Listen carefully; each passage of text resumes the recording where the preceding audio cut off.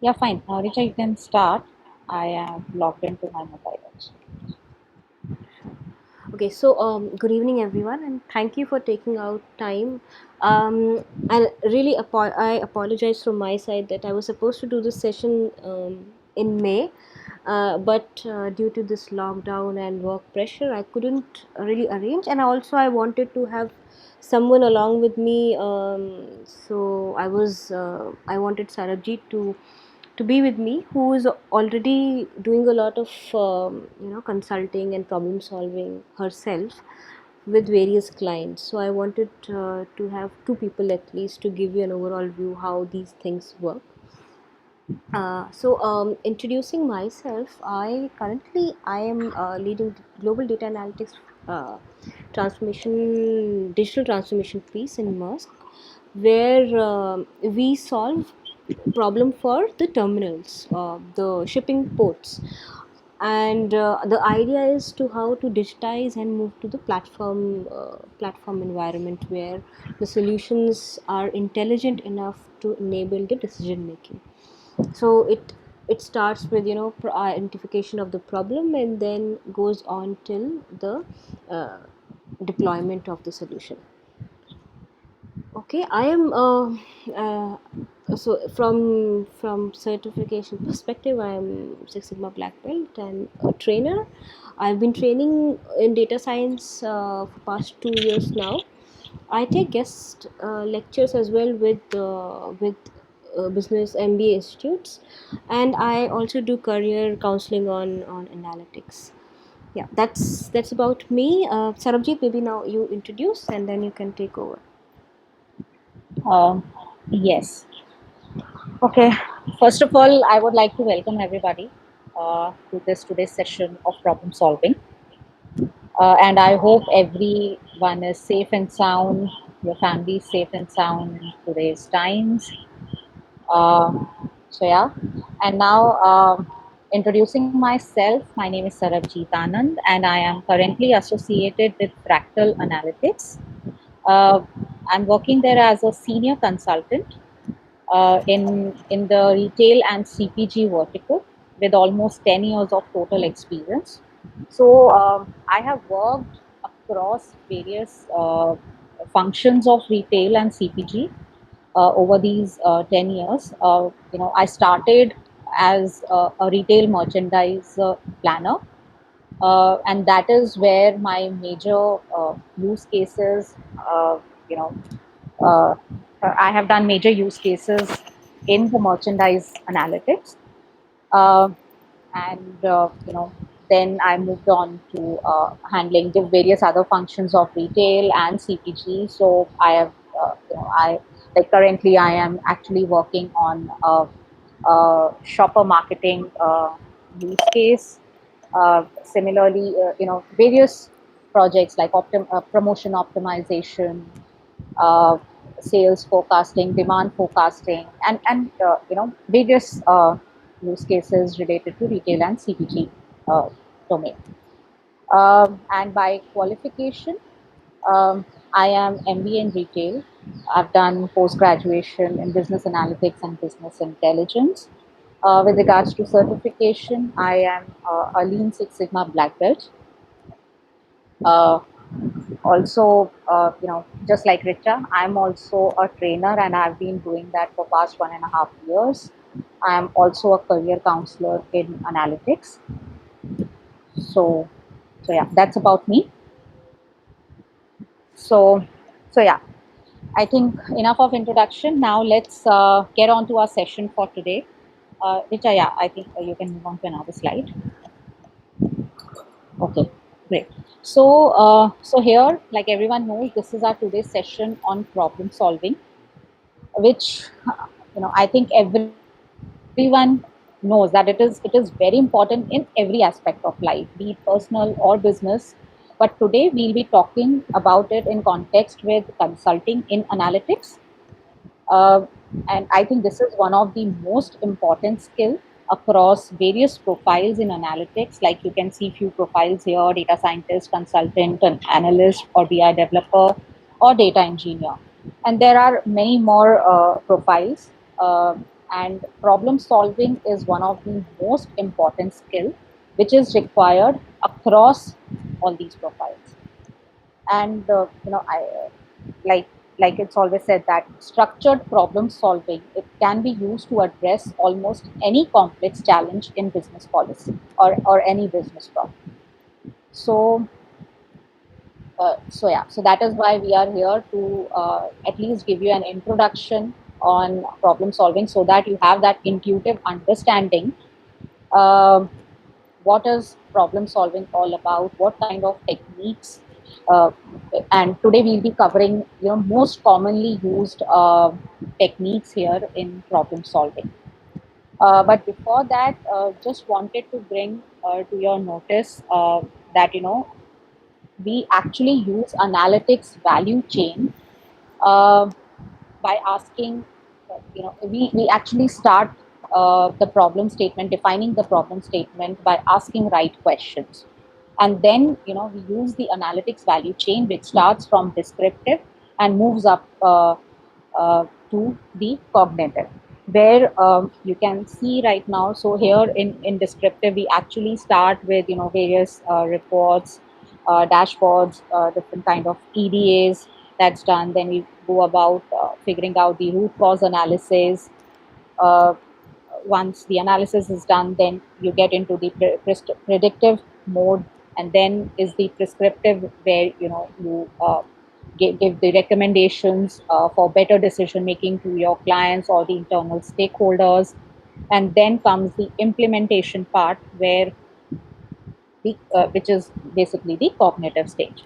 And it is at this stage where we a user interface is required, which can be either any BI platform, or it can be a general platform like HTML, or any web based tool.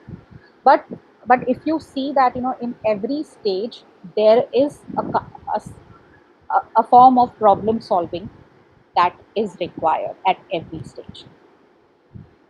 So so yeah so basically, end of the day, everything boils down to solving the problem for your client or internal stakeholder, right? So before moving forward, I just want to I would like to inform everyone that, like I said, this is an introductory session on problem solving, uh, and mainly in the consulting part of analytics. And this is going to acquaint you with intuitive understanding on problem solving and consulting. And we will take you through the most commonly used techniques. And objective here is to touch upon all these techniques. So just wanted to bring this point here that for detailed understanding of all these techniques individually, if you pick up each technique, it covers 2 hours or even more than that of the learning session. So if you want to have some in-depth understanding or knowledge, I think based on this session, you can go back and research on these techniques that we talk about yourself, or feel free to reach out to us on the mail IDs that have been provided, and we'll be more than happy to assist you, to guide you in having the in-depth understanding of all these techniques, right? So, I think I have set the context. Now I will let Richa take us through the various techniques. Richa, in case you want to add anything, and then you can take Yeah, us through the problem solving techniques. sure. Yeah. Okay. Thank you, Sarabjit. Okay, one thing I would add. In the end, we'll have a Q&A session where, if you have any doubts, you can ask, and then we can take one by one. And in case we are short of time and we are not able to address any of the question, you can just reach out to the mail ID that is provided to you, and the same ID from which you must have received the mail to join the meeting. Okay. And this whole content that we have created is based on the research of various consulting companies, primarily McKinsey and BCG, how they solve particular problem. It's a when we solve a problem, it's a 7 steps process. We won't be covering the conduct analysis, synthesizing and findings. We'll be covering till prioritize issues, because the objective is to first define the problem, structure it, and then prioritize it. The moment you understand how and what needs to be done to prioritize the issue, then we develop the analysis plan, that what needs to be done. Okay, so any problem that comes from the business, first we need to define as to what the problem is all about. Okay, again we have techniques which can help you identify the problem, what would be the impact. So a lot of meeting with the client could be one thing you can do, or getting the context and understanding the boundaries of the problem. You have to understand and define the problem. Then it comes about disaggregating the issue and forming the early hypothesis. So the techniques that we're talking about would cover defining the problem, then structuring it, how we can structure it in a way that you're able to pinpoint that what are the root causes, or where the problem is arising for, what we need to solve for, right, where the root cause is lying. So after disaggregating, we'll be able to identify the main pain point.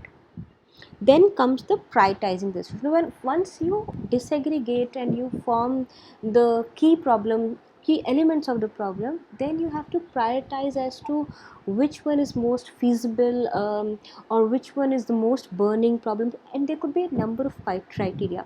Probably you are at a stage where you can definitely put a lot of money as long as your problem is getting solved. So then you can even target something which can quickly solve your problem, irrespective of the fact how much money it needs to be invested to solve that problem, right? And then once you identify and prioritize the issue, you start developing the plan. You do a work plan, you create a milestone timetable, who would be doing what. Those RACI metrics is what you will create. Then you will do so once you know who would do what, you have all the responsibilities in place. Then you would start conducting analysis. When I say you, it could be you, or it could be, if you are already managing a team, it could be someone Uh, within your team. Richa, Yes. one second. I think your voice is breaking. I There are Hello. few people who are messaging that it's Okay. not very clear. Okay. Now it is better. Yeah, there is some disturbance. Mm, okay. What do I do? Give me a moment. Yeah, yeah. Okay, I think they can hear. All right, you can continue Better. because I was not facing issues. Yeah, Better. No. better. Okay. Yes. So yeah, so I was in conducting analysis. So when I say that you need to conduct analysis, it could be you, if you are analyzing data, or you are in a position or a profile where you are supposed to analyze it. Or it could be someone in your team who you would direct as the what analysis needs to be done, what hypothesis we need to work on. And then after, once you identify, you do all your analysis, you need to synthesize your findings. Now findings typically are all the insights. Now it could be, the insight could be on a BI platform, where you show all your insights and the graphs and plots that you do after the analysis. Or it could be a simple highlight on the mails, right, that these are the key takeaways. So it could be anything, depending on the how complex a problem is. Okay, once you do that, you have all the insights, everything. Then you see, now then you go into solving that. What would be the potential solution? So you know the insight, you know what is causing it, you know what is the solution. So now, which solution you need to, what should we do now? Now when we move to this stage where we say what should we do, uh, we are moving into either predictive mode where we start recommending, the solution would start recommending what is supposed to be done, or maybe a cognitive mode. But when you move to develop recommendation and synthesize findings, these are the two areas where BI and analytics would play a role. And all these aspects, till your conduct analysis, is primarily on understanding the problem, deep diving, getting the data, doing the analysis. But the moment you start getting your findings, you make more, you move towards advanced stage of analysis, where you take analytics into picture, either a regression analysis or a or a classification analysis, depending on the use case that you're working. And then when we say think next iteration, it would be how you can put more and more versions into it, how you can make more changes depending on the user requirement, or depending on the problem being changed, or there are new complexities coming in. So how we can embed a sustainable and scalable solution, that's the scalability that would come into that picture. Now we'll cover four tools for problem solving, which are the most used tools in any consulting company. But these are not exhaustive, there are many, and some we already do in our companies. Like we brainstorm already, right? We do brainstorming, we do meetings. So there are multiple things we already do, but these are four techniques which are primarily used in consulting to solve simple to complex problem. Now we start with first with Pareto chart.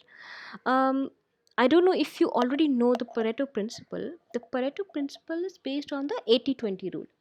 Now what is 80-20 rule? That in real life, 80% of your problem is coming from the 20% of the cases. Okay, so what do you mean by that? If you analyze, or in your real life scenario, or anything that you take, errors, bugs that come, even if you take like bugs in your PC, in laptop, if you start analyzing it, you will see that most of the bugs are pretty common in nature. Yeah, so 80% of the bugs that you encounter are coming from two or three things, right? So that is the Pareto principle. It applies in all the walk of the life. Even if you look at sales, right? What happens in sale? That your 80% of your revenue is generated by 20% of the key clients that you have, right? um, it is very very usual, and it's well known Pareto principle. Now how it is applied in solving problem. So first, if you see these two charts, I try to make it more simple. That is why I given it two different slides. So how you start, it's a simple bar chart, nothing else. So if, let's suppose you are looking at customer complaints coming from five different categories, right? So you see that my document is the most problematic, most complaints are coming from my documents, right? That's the largest category that I have. Now, if I deep dive into documents and understand what is causing that and where I need to focus, look at the right chart. You will see that quality certificate error and quality certificate missing. These are the two major ones. And if you see this point going, this is a line that goes to 100%. You stop at point third point, and you see you have covered almost 80% of your cases, 80% of the complaints. That is coming from quality certificate error, quality certificate missing, and invoice error, right? Invoice error is still just covers 10%. So even if you just take quality certificate, that covers almost 70% of the problem, right? That is why this is highly used. This Pareto chart is used a lot in your storyboarding and in your presentations, because it tells what is causing that problem. If you still deep dive further, you will understand that the root cause of it. Why it is commonly used? Because is it pretty it's pretty easy to create. You don't need a very sophisticated tool. Excel would be good to go. It focuses on the most important problem that you have. It segregate the problem and cause. So my problem was the document, the area, the consumer complaint, and the cause is the quality certificate, right? The errors in that and the missing error in that, and you are able to visualize the problem pretty quickly. That is why this chart is highly used. And if you go to any consulting company and you say, okay, I have done a Pareto analysis, everyone will be able to understand. And they call it as a decision making technique to assess and prioritize the problems. Okay, next come the 5 why analysis. Now this 5 why analysis, it is something that is not used for a very complex problem.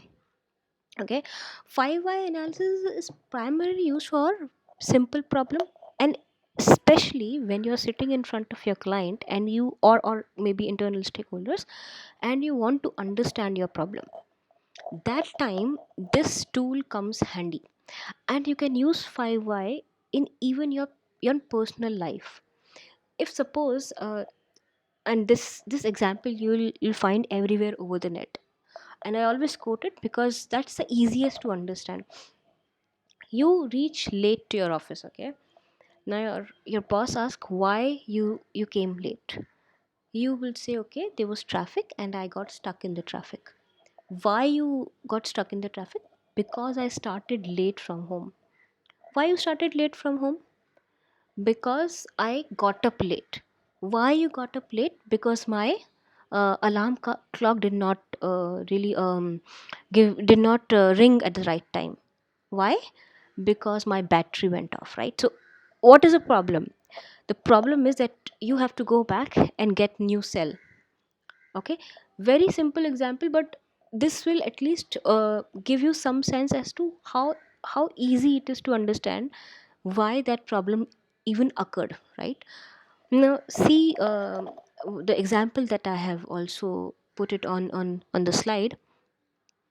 Now this is a project manager, or a manager talking to the employee and say, why are you throwing sawdust on the floor? So he says, because the floor is slippery and unsafe. That is the first level question. That is the first why. Second is, why is it slippery and unsafe? Because there is oil in it. Okay. Then he asks, now we go to third why. Why is there oil in it? Because the machine is leaking. See, now you understand, we are getting to the core of the problem. Machine is leaking, right? That is already a problem. Why machine? Then why machine is leaking? Because the oil coupling is worn. Okay, now why it is worn? It's worn because it was not part of the of our maintenance schedule, right? So what is the problem? So your predictive maintenance schedule needs to, so you need to do something with your maintenance schedule, right? There is some issue with your maintenance of your machinery. Now if this, now why I put it 5 whys, it could also happen that you may solve the problem, or you may able to reach to the core of the problem in 4 whys.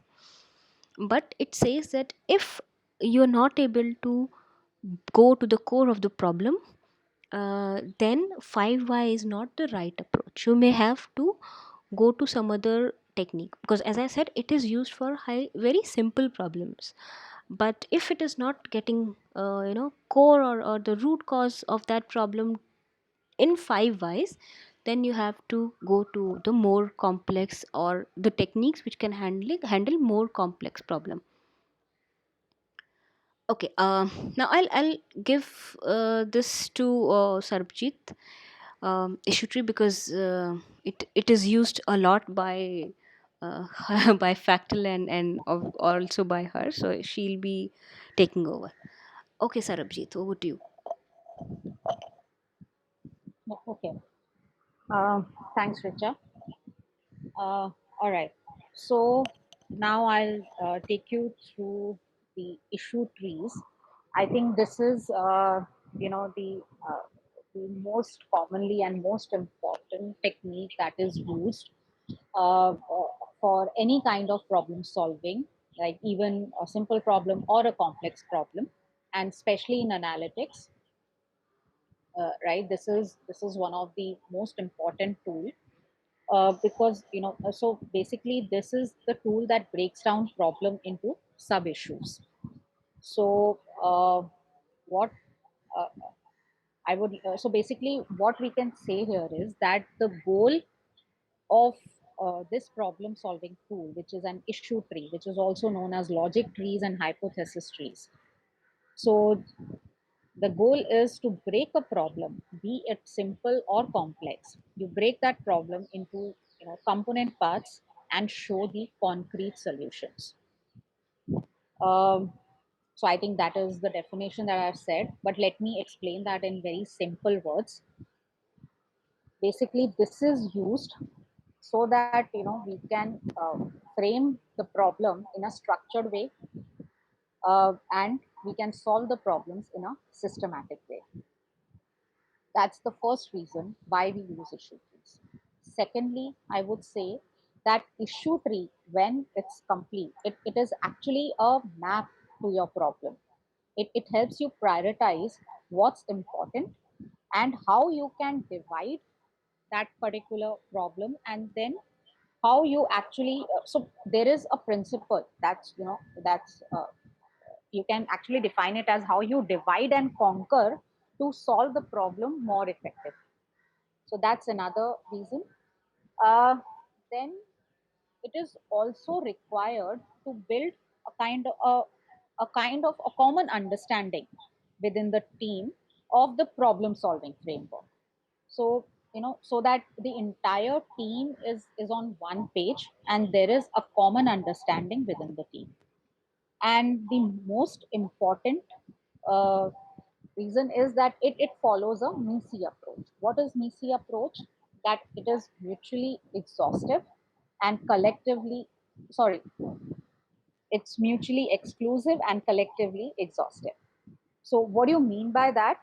That every node in the tree, right, that you see, it there will be no overlaps there and there will be no gaps. So it has to be exhaustive, no gaps, and it has to be mutually exclusive, which means no overlaps. So how does the tree looks like? It basically looks like something like this, where you start with the problem statement, which you can see on the screen right now. You start with the problem statement, then you build different hypotheses. I'll take you through an example in the next slide, and then you break it down to further sub issues. So you start with a problem based tree to detect the problem, and then towards the end, it ends with a solution based tree. So you're also defining the problem, you are breaking that problem down, and you are trying to figure out the reasons. You are you know doing that kind of investigation, you are trying to detect what is it. And as you keep breaking it down, you actually see that this issue tree is taking you towards the solution. So that is why we always say that you start with a problem based tree and you end with a solution based tree. So problem based would help you to determine the root cause of the problem and understand the why the problem exists. That is what it will, that is how you will start. And when it starts converting into solution based tree, then you start asking how would you solve this problem, right? It can actually be used to determine the recommendation. So, here, what I'm trying to say is that you are actually following a hypothesis-driven approach to effectively target those issues that matter the most. So let's go, have a look at this example, right? So there are two types of charts that you can see. This is how it looks like. Either you can make it horizontally or it can be vertically, right? But the main crux is that how do you reach to the solution of the problem. So, say for example, my problem is that my restaurant is not profitable, right? Now I need to figure out the reason. Why is my restaurant not profitable? It could be that, my revenue is too less, or my costs are too high. So what am I going to do? I will have to either increase my revenue or reduce my cost. Now, how do I increase my revenue? This is now I'm moving towards my solution based tree. How do I increase revenue? It could be either by increasing number of orders or increasing the menu prices. Going forward, how do I increase my orders? Either I can shift to a mall, or I can do some marketing promotions. I can change some cuisine or a theme. Similarly, how do I reduce my cost? You can reduce your rental cost, reduce your salary expenses, reduce raw material expenses. So here, this is collectively exhaustive, right? I have covered all the points. And then I drill down to the last point, that how do I reduce to rental cost, shift to a less pricey neighborhood. Now, this is the solution I'm coming up with. Now, after this point, this node, that shift to a less pricey neighborhood, I cannot move further. So that is where my tree will stop. That okay, this is exhaustive. Now, once my tree is has been built, the next step that I see, firstly, I see that it is completely messy, and then now I need to prioritize. I have to see whether it can, whether it every solution here, which is the prioritized step that I should take. I have to analyze it on the basis of feasibility so that I can choose the optimal solution. For example, marketing promotions. Here, for marketing promotions, I might have to do a lot of investment also, right?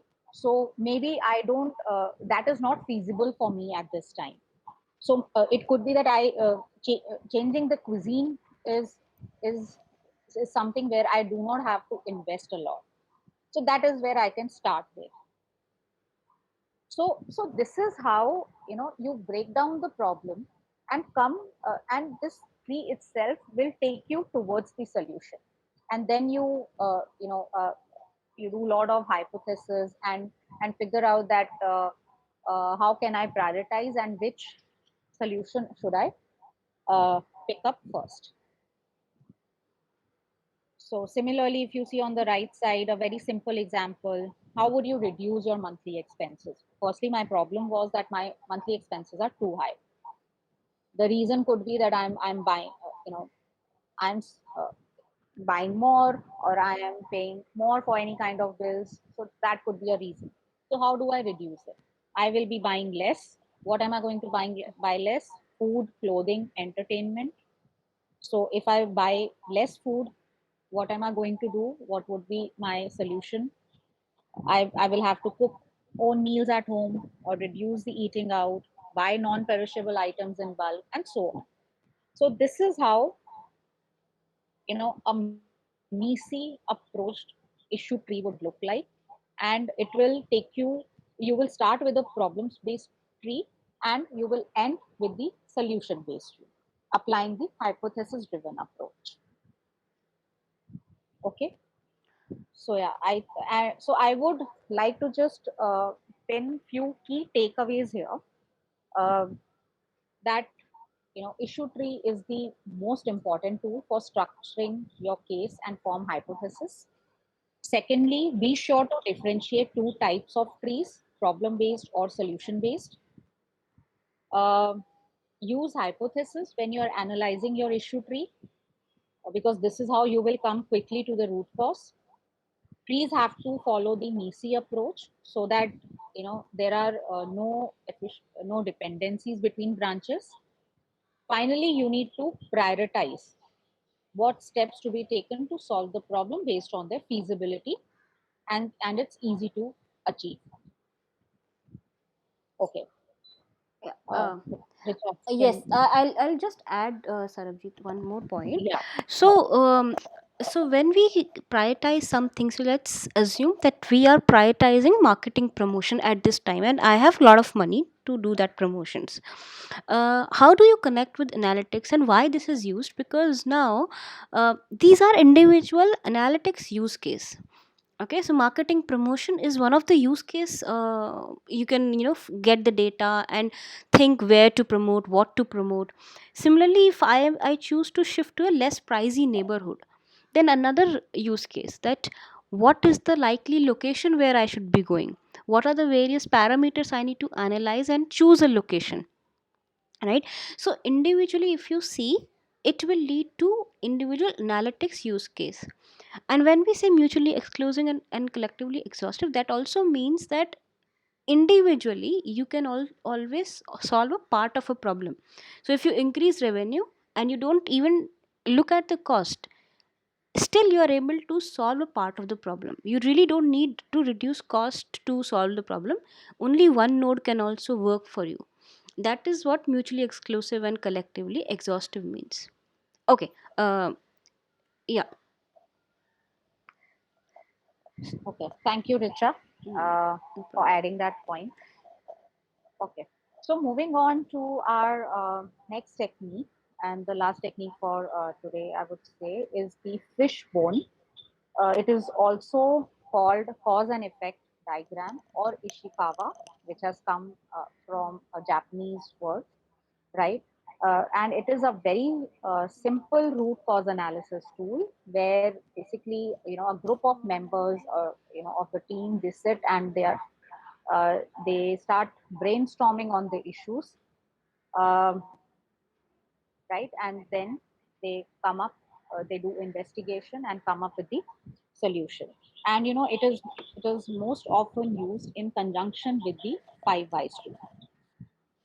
So, when would you use a fishbone diagram? It is when a that you are identifying the possible causes for a problem, or when a team's thinking tends to fall into ruts. So that is where the team members have to sit down jointly and do a brainstorming session, and they start with the problem statement. They would discuss all the causes to the problem. There can be many approaches of doing this session, and I'll just bring out one approach here today. Mhm. uh, so that could be that you can start by writing each cause on a post-it notes, then going around the group asking each person for one cause, and continue going through the rounds getting more causes until all ideas are exhausted, right? So for each cause, you have agree in the group that which category the issue should fall in. So here we can see, I'm sorry, just give me that. Yeah. So here we can see, right, that there is, the straight arrow which actually defines the problem, and then there are arrows going up, the diagonal arrows, which are actually the main causes, main the categories that we can say. So the most generic categories are machines, method, material, environment, measurements, and personal that we use. But you cannot limit to yourself to just these categories. It could be that some can add just four categories. So it depends on case to case. So here, say we are using a very generic cause categories, uh, these six categories that are there. Now, there are straight arrows that you see, which are the cause or the sub causes. And then under that, there are effects. So this is how, once all the causes have been brainstormed, the facilitator of the session starts putting it down under these categories, and uh, under these categories you can see, for example, storage and cooking equipment. This is one of the cause that has found for bad burgers. And what is the effect is the poor hygiene and the poor maintenance, right? So this is how you combine and draw it in a fishbone diagram, all the causes and effects due to which this problem of bad burgers can be solved. Now, once this diagram is created, with majority of the team, you have to lay down top three causes that is affecting this problem. You can also use some supporting data to help you decide if it is available, right? So this is how the session would end. Now, once these three issues are there, these there will be additional investigation that needs to be done to figure out the root cause, and that is where you can start using the five whys to eliminate their occurrences. So that is how I said that fishbone diagram can actually be used in conjunction with the five whys tool. So yeah, so I think Richard, would you like to add anything here? No, I think we should now take questions. I'm sure people would have questions on the techniques. Yes, yes, absolutely. So, guys, open to you. Please, feel free to ask questions.